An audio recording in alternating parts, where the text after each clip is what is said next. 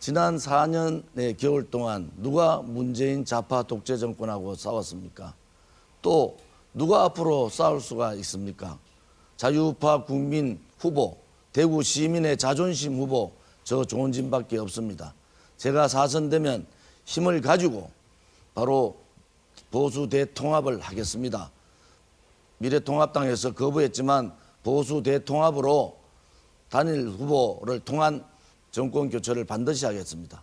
박근혜 대통령은 살신성인의 마음으로 그렇게 말씀을 하셨고, 우리 공화당과 저 조은진은 황교안 대표 측근한테 한 달 동안 만나자고 얘기했습니다.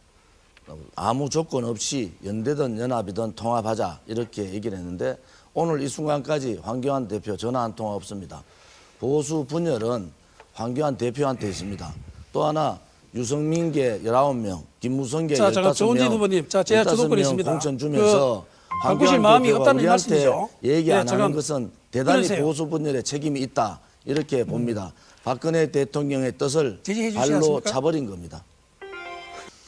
황교안 대표 측근 제가 실명 거론하겠습니다. 한성교, 원유철, 박완수 사무총장 등 제가 보수 대통합을 해야 된다. 조건 없이 황교안 대표하고 만나게 해달라. 그리고 한 달을 기다렸습니다. 우리 공화당이 공천 심사를 한 달 놓쳤어요.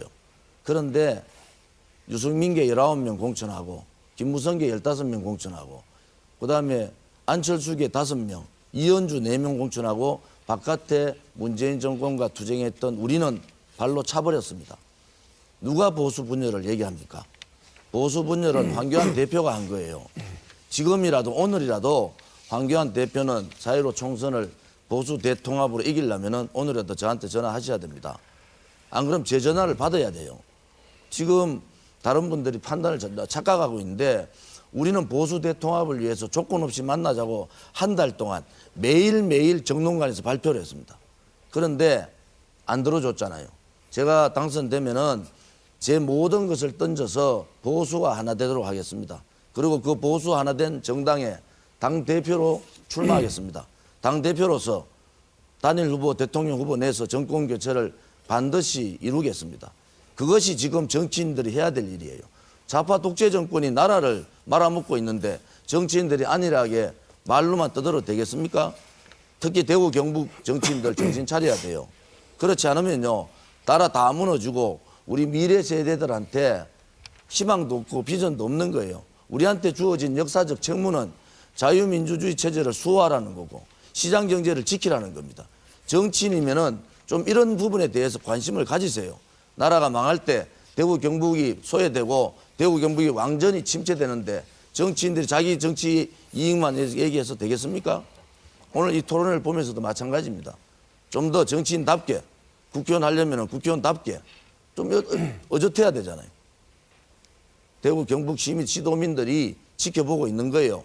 전 국민들이 이번에 지켜봅니다. 왜 유승민계, 김무성계는 다 배려하면서 바깥에 4번의 겨울 3년 동안 투쟁했던 우리 공화당 저 조은진만 황교안 대표가 발로 찼는지 분명히 입장을 밝혀야 됩니다.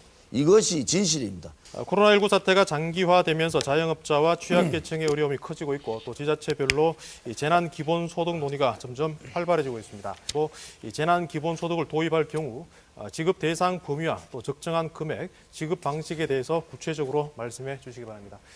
나라가 미쳐가고 있습니다.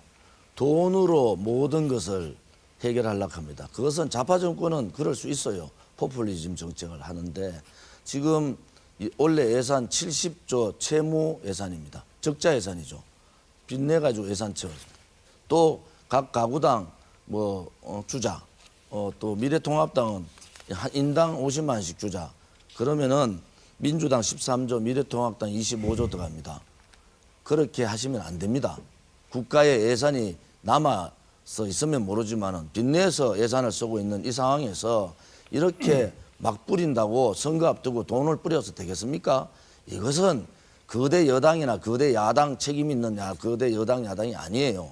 제가 말씀드리는 것은 그 핵심적인 자영업자 또 택시 기사분들 그다음에 저소득층 여기 맞춤형 도움을 줘야 되고 특히 지역으로 엄청난 피해를 본 대구 경북 중심으로 재난기금을 풀어야 된다 이렇게 생각합니다. 최근 미국과 중국, 일본 등 주변 국가의 이 관계를 고려할 때 한반도 정세는 어떤 상황이라고 평가하십니까? 그리고 급변하는 국제 질서에서 앞으로 우리나라가 중점적으로 취해야 할 외교 안보 정책은 무엇이라고 생각하십니까? 문재인 정권은 친중, 친북, 종북 정권입니다. 쉽게 말해서 대한민국에 있는 토착 빨갱이들이 모여있는 정권이에요. 문재인 정권이 하고 있는 외교 안보 문제는 그야말로 최악입니다. 한미동맹을 깨려고 하고 한미일 삼각연대를 훼손시키고 있어요.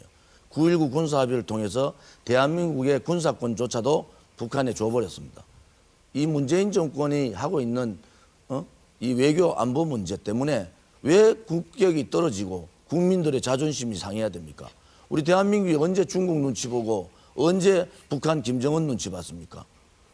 문재인 정권은 월남 폐망 당시에 월남 폐망을 보고 희열을 느끼게 되었습니다. 월남 폐망 이후에 월남민들이 2,500만이 학살됐습니다. 그런 사람이 지금 현재의 대통령이에요. 우리 국민이 살아있다는 것을 이번 총선을 통해서 꼭 보여주셔야 됩니다. 문재인 정권 퇴진을 요구하는 여러 가지 이유는 체제 역사를 바꾸겠다는 겁니다. 자유민주주의 체제를 사회주의 체제로 바꾸고 보수 우파 대한민국의 위대한 역사를 좌파의 역사로 바꾸려기 때문에 제가 투쟁하는 거다 이런 말씀을 좀 드리고요.